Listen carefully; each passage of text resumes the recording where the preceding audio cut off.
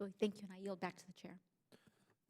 The gentlelady yields back. The chair recognizes the distinguished ranking member, Mr. Raskin.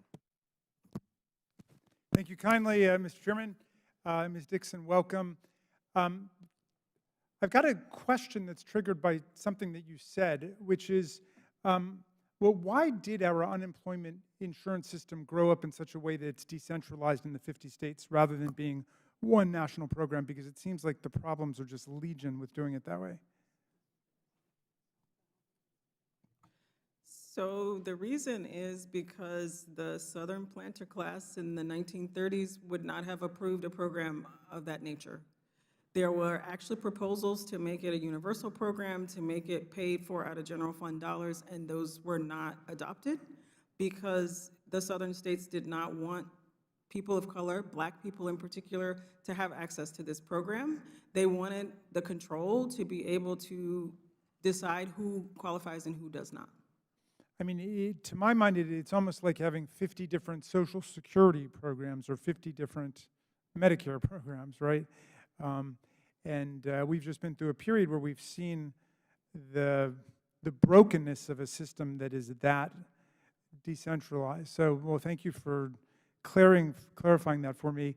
The bottom line here is that expanded unemployment insurance, even with these dysfunctional, antiquated state systems, allowed millions of people to fill in financial gaps in their lives at a time of unprecedented difficulty and loss.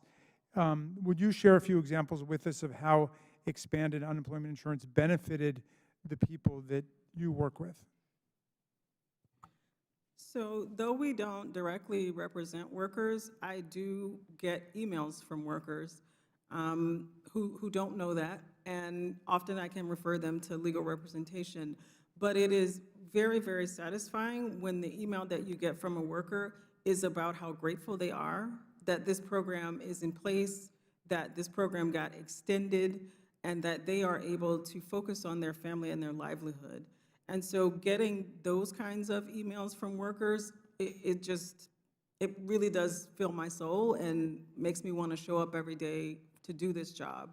And so workers were really organizing around these benefits. They were active, they were engaged, and it's been critical and phenomenal that they had these benefits to cover their basic needs in this, like, once in a century crisis. Gotcha. Is there anything else you'd like to tell us before you go?